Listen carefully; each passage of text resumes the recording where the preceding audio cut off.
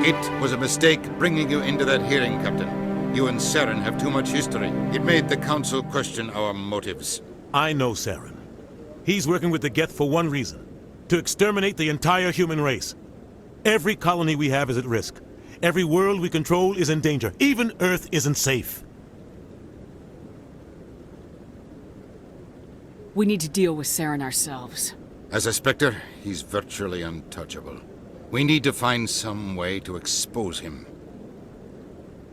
What about Garrus, that CSEC investigator? We saw him arguing with the Executor. That's right. He was asking for more time to finish his report. Seems like he was close to finding something on Saren. He's a Turian. I don't want him on our side. Not all Turians are like Saren. If he can help, we need to find him. I have a contact in CSEC who can help us track Garrus down. His name is Harkin. Forget it. They suspended Harkin last month, drinking on the job. I won't waste my time with that loser. You won't have to. I don't want the Council using your past history with Saren as an excuse to ignore anything we turn up. Shepard will handle this. You can't just cut Captain Anderson out of this investigation. The Ambassador's right. I need to step aside. I need to take care of some business. Captain, meet me in my office later. Harkin's probably getting drunk at Cora's Den. It's a dingy little club in the lower section of the wards. I thought you said he was a drunken loser. Couldn't hurt to go talk to him. Just be careful. I wouldn't call him reliable. You and Saren have a history. What happened? About 20 years ago, I was part of a mission in the Skillian Verge. I was working with Saren to find and remove a known terrorist threat.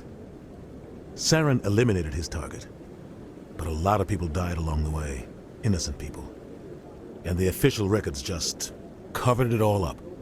But I saw how he operates. No conscience. No hesitation. He'd kill 1,000 innocent civilians to end a war without a second thought. Sometimes 1,000 people must die so 1,000,000 can live. But only if there's no other way. Saren doesn't even look for another option. He's twisted, broken. He likes the violence, the killing. And he knows how to cover his tracks.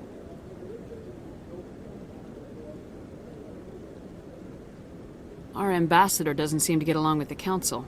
He's just frustrated. The Council's always preaching that we need to be part of the galactic community. But for them, it's a one-way street. They want us to expand and settle unstable regions like the Skillian Verge and the Attican Traverse. But when we run into trouble, they don't want to help us out. Everyone knows it's only a matter of time until we get a seat on the Council. The ambassador just thinks it should happen sooner rather than later. And I agree. Who cares if we get a seat on the Council? What's the big deal? If the Council passes a ruling on an interstellar matter, we have to follow it. We don't have the fleets or political allies to defy them. Once we get a seat on the Council, we'll be able to influence those rulings. Protect our own interests. No more jumping through hoops whenever we want something. Take this mess we're in now. If humanity had a seat on the Council, we'd just send the Citadel fleet out to take care of Saren and his Geth. Problem solved.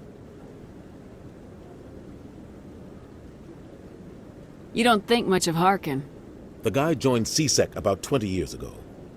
He's been an embarrassment to our species ever since. Roughing up suspects in custody, bribery accusations, alcohol and drug use. The embassy used to step in when he got in trouble. But I guess enough was enough.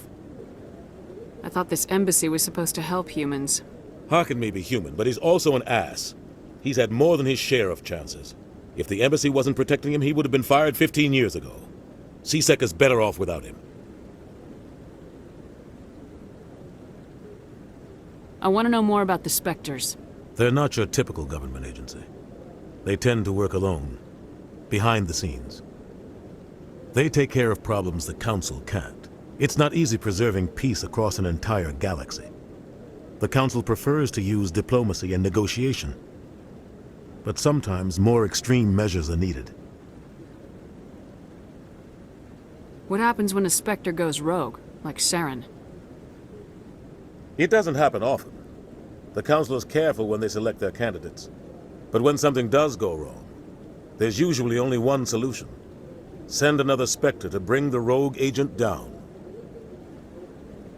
How do they decide who becomes a Spectre? You can't just apply to join. There's no training program. Spectres aren't made. They're born. The Council's always looking for exceptional individuals. People who can get the job done. Like you. They've been watching you for years. They see something in you. They want you on their side. Nihilus was supposed to give them a final recommendation, but with him gone, things are still up in the air. They sound like shadow operatives. Everything about them is classified.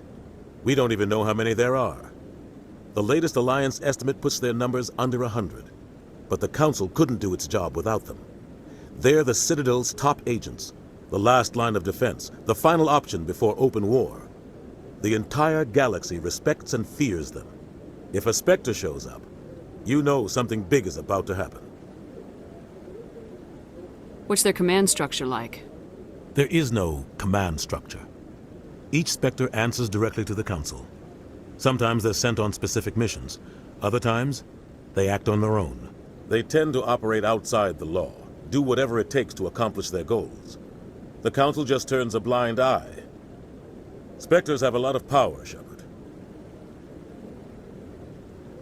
Maybe there's another way to find evidence against Saren. You should talk to Barla Vaughn over in the financial district. Rumor has it he's an agent for the Shadow Broker. The Shadow Broker? An information dealer. Buys and sells secrets to the highest bidder. I've heard Barla Vaughn's one of the top representatives. He might know something about Saren, but his information won't come cheap. I should go. Good luck, Shepard. I'll be over in the ambassador's office if you need anything else.